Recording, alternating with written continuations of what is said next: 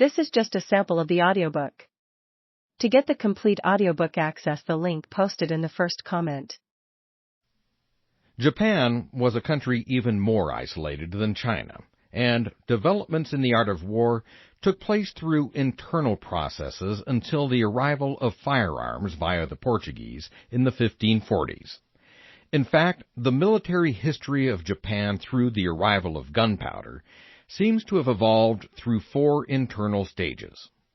Initially, warfare in the 11th and 12th centuries featured mounted warriors, the samurai, carrying swords and lengthy compound bows. The samurai were originally the retainers of wealthy landlords and simply served the landowners in a feudal-style relationship. The word samurai comes from the verb samurao or suburao, meaning to serve, which generally meant military service. As with the knights of the feudal West, the samurai developed a number of formal rules of warfare, such as individual combat, formalities before the battle, and rules of conduct set down later as bushido, the way of the warrior.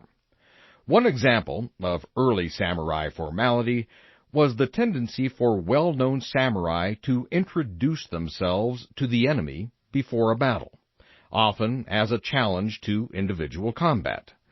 Thus, at the Battle of Ichi-no-Tani in 1184, Kajiwara Kagetoke introduced himself to the enemy, incorrectly as it happened, by shouting out, "Ho! I am Kajiwara Haitso Kagetogi, descended in the 5th generation from Ganguro Kagamasa of Kamakura, renowned warrior of the East Country, and match for any 1,000 men.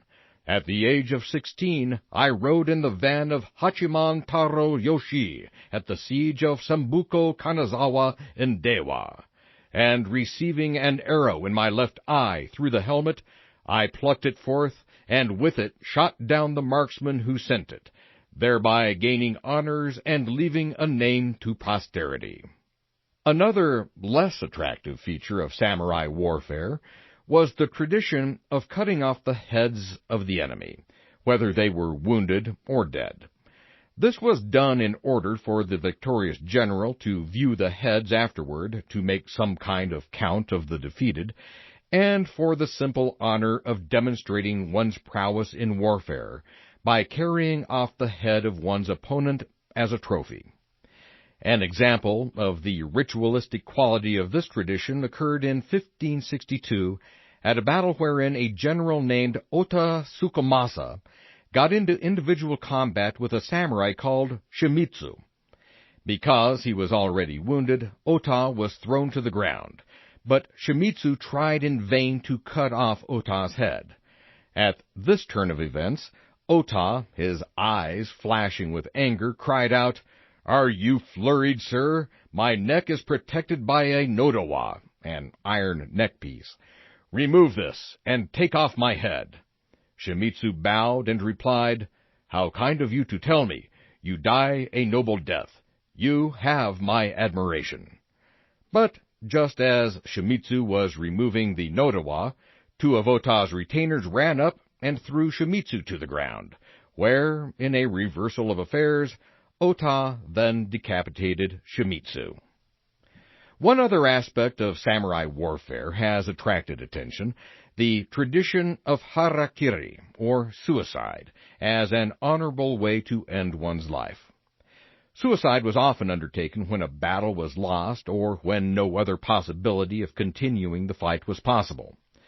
The tradition appears to start with the giant samurai Tamatomo in the mid-12th century, but the most celebrated case concerns Minamoto Yorimasa, the leader of the Minamoto clan who fought against the Taira clan during the Genpei War, 1180 to 1185.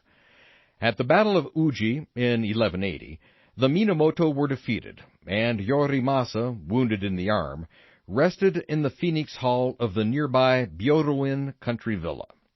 While his sons held the gate against the Taira, Yorimasa, aged 74, wrote a farewell poem on his war fan. "Like a fossil tree from which we gather no flowers, sad has been my life. fated no fruit to produce. Yorimasa then cut open his stomach and soon died. A retainer cut off his head, fastened stones to it, and sank it in the river where no Taira could find it. Yorimasa's eldest son then followed suit.